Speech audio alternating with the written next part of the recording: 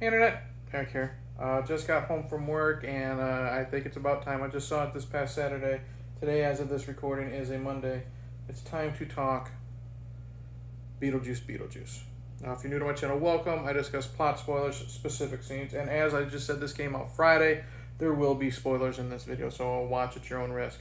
I'm huge fan of the original. I did a video on that before. I shared it in my community post, so if you're interested in what I thought of, I just said, a huge fan, go ahead and check that out. This is the sequel, and it takes place literally, how many years later? I don't know, 2024 minus 1988, you do the math. We are following the Deetz family again. Lydia now is a mother to Astrid, and they are going back to the town where they were in the first film because Charles, her father, has died. And they're there for the funeral, and Astrid meets a boy, and the boy, you find out, has some ulterior motives, and it causes Lydia to have to hook up as, not hook up, but hook up with Beetlejuice and as a team to try to rescue her, Let's see here. Don't go into this movie thinking it's going to be the original, especially if you love it, because I love the original. I knew this wasn't going to be as good as it. Or at least I figured it wouldn't be because I love the original so much. I still had a good time with this. Michael Keaton is still fun as Beetlejuice. I like how he's kind of showing his age through the makeup, because Beetlejuice, you find out his backstory, has been around since the Black Plague. He mentioned in the first one. We can see a little bit of the wrinkles. I love the scene where, I don't know if it's part of the costume or not, there's a scene where we are meeting, there's a scene where Lydia and her fiance fall down and they're in an office, and Beetlejuice is dressed like I guess you would say a therapist. He's got a little bit of a beer belly. I like that. But Michael Keaton is great. He's still funny. He's still, I wouldn't say raunchy, but he's definitely still that lovable asshole. You know what I mean? He's still out for himself. Winona Ryder is still really good. She's not as, obviously she's not gothic as she was, but I like how she is now the host of like a ghost hunters type TV show. She is, because she's got the powers to see the dead. Lots of fun. She's got great chemistry with Michael Keaton, really good chemistry with Catherine O'Hara, who plays her mom still. All the actors, and what I like about her is she has some really expressive eyes. Like, there's a lot of scenes here where it's just her eyes doing the acting, like whether she's surprised, scared. We're going to talk about the dance, the musical number, and there are times when she finally gets possessed and she's doing the dancing and the singing, and she's surprised. You see it in her eyeballs. I love that.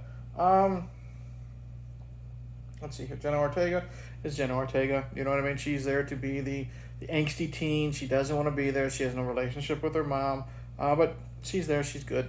Catherine O'Hara. She is now, Delia is now a very successful artist. And she's got plenty of money. She is really wackadoo though. Still very self-centered. But she's funny. Who else is there? Let me look at this picture. Justin Theroux plays, Lydia's boyfriend, would-be fiance. And he's the producer of her TV show, and he's just a big obnoxious douchebag. Plays it well, so he's fine. Monica Bellucci, we find out, is Beetlejuice's ex-wife, and she's just there to look sexy and have staples across her face like Sally from Nightmare Before Christmas. But she's there to be, she's a soul-sucking demon, I guess you would say. She's there to track down Beetlejuice and kill people in the netherworld, I guess you would say. Who else is there? Willem Dafoe is I guess you would say he's a detective trying to put two and two together, find out who is after Beetlejuice, and who's causing all these apparent deaths in the underworld with all the dead people. He's fine for what he is. Is that all? The actors mainly. Oh, and then the kid who plays the person that what's her name? Jenna Ortega. It's been a long day. Jenna Ortega falls in love with. He's there. There's definitely something up with him. He doesn't seem right, but he does what he needs to do. this movie started, first we're going to get to the score. It's Danny Elfman, and I started this movie off with a smile on my face in the theaters because we have the iconic opening score, but it's definitely got some changes to it. We have some chanting in it. We got some additions of drums and strings. It's just a great updated version of a well-known and fantastic piece of music. I think I might like this version better. Tim Burton is still showing his creativity when it comes to all these dead people. I love the new characters in the waiting room. We have a man bitten in half by a shark, so we have half of his body. We have a man who obviously died during doing a hot dog eating contest.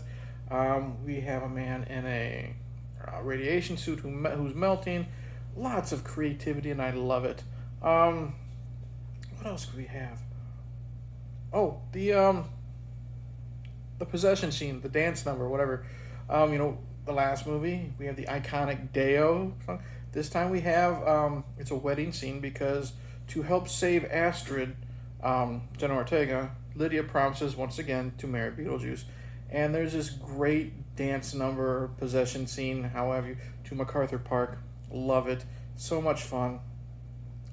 There's a running gag with this character named Bob.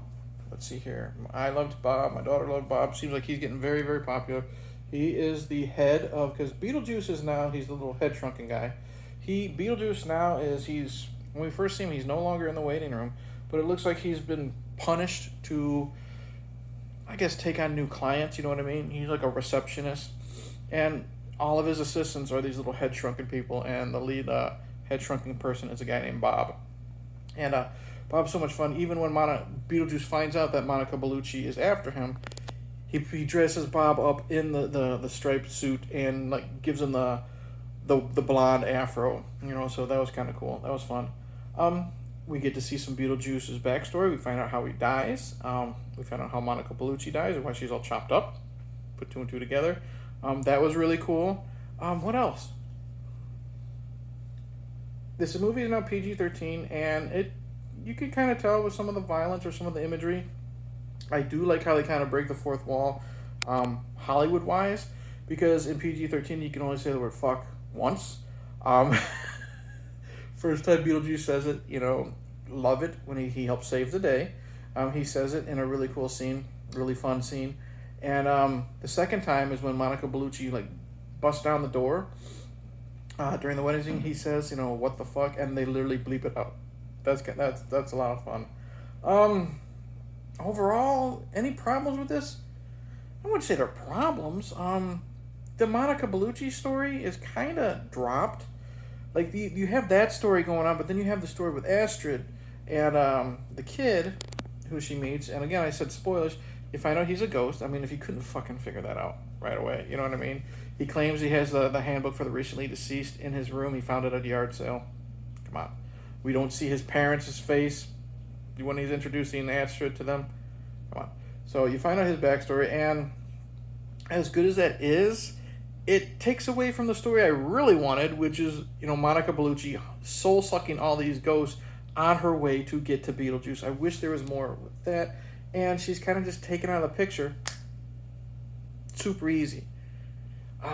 Willem Dafoe, I mean, I love Willem Dafoe. I always like Willem Dafoe. His character, basically, you didn't really fucking need him in this movie. He was there for a couple chuckles, but that's it. He really doesn't add anything into this at all. You could have taken him out and just had Monica Bellucci still hunting down Beetlejuice and then taken out in the end. What I do like is, I forgot to say this, we still get some cool stop motion because we know that Tim Burton loves stop motion. We have the sandworms still look great, and elephant in the room, Jeffrey Jones obviously is not in this because he got into some trouble. Enjoy that rabbit hole, but that's why Charles was killed off. He's still in the movie. Charles is still a character in the movie. We get to see a flashback, of how he died. He is on a bird watching tour, and plane crashes in the ocean, and he's literally bit in half by a shark. Over the head, bit to the belly, and it's stop motion. And this stop motion character is a face of Jeffrey Jones. I loved it. I loved it. We get to see his face in pictures. We get to see his face on the gravestone. So that was still fun. Overall, and a lot of these gags were fun. I like how Beetlejuice shows that Lydia will never be away from him. You know what I mean? There's even a part where she first meets him. She yells the home, home, home. She gets out of the model and he's playing the guitar. Wherever you go, whatever you do, I will be right there waiting for you. He's singing that song in that voice. There is some dream sequences. First off, the Beetle baby. Creepy. Creepiest fucking baby since Dead Alive, in my opinion. That scene was horrific. And then we get to see the Beetle baby again in the final act of the movie. But if you were a horror fan, put two and two together with the, I guess you'd say the theme that is playing, the piece of music that is playing during the final scene, you'll know what's going on. But I loved it. I knew something was going to happen when I heard that theme from Carrie. No spoilers. That's it. What else do I gotta say? I had a lot of fun with Beetlejuice. It's, the lack of the story I wanted with Monica Bellucci. You can't really see it, but Willem Dafoe not really being necessary. I still had a lot of fun. Michael Keaton is great. He's got great chemistry with Winona Ryder. Lots of fun gags. I love how we're actually in the underworld, or the other world, netherworld, the world of the dead, whatever you want to say. I like how we get to see that a lot more in this movie. This movie's about 3/4, you would say, in the world of the living, and then the world of the dead. We're about 1/4 of it in. Love it. I love a lot of this movie. Just don't go in expecting the original. But I still highly recommend it. So that's it. Thank you for watching. Like and subscribe. Comment below. Tell me what did you think. Do you like this movie? Did you hate this movie? Because it's made more money than the entire first run of the first movie itself, and I think that's great. Again, I've been listening to that opening score from Danny Elfman quite often this past weekend. Love it. Lots of fun. I'm glad I saw it in the theaters. So that's it. Like and subscribe, all that jazz. This Friday the 13th, Frenzy and I will be reuniting, and we will be trying to explain the entire timeline to the Friday the 13th franchise, movies and otherwise. If you know anything about the timeline, please join us, because we could sure use all the help we can get. Cheers. It's a good thing I know how to, somewhat splice videos together. Another thing I thought I wanted to talk about was I liked how there is a time frame where Lydia and Beetlejuice have to stop this kid from doing what he's doing to, I guess you would say, Astrid. She's in the afterlife, and what happens is you find out this kid is a ghost, obviously, like I said, and he has found a way to switch his soul with Astrid, so she'll be stuck in the afterlife forever, and he will be able to go back to land of the living. And they have until she gets on the train. It's literally called the Soul Train. That's kind of lame.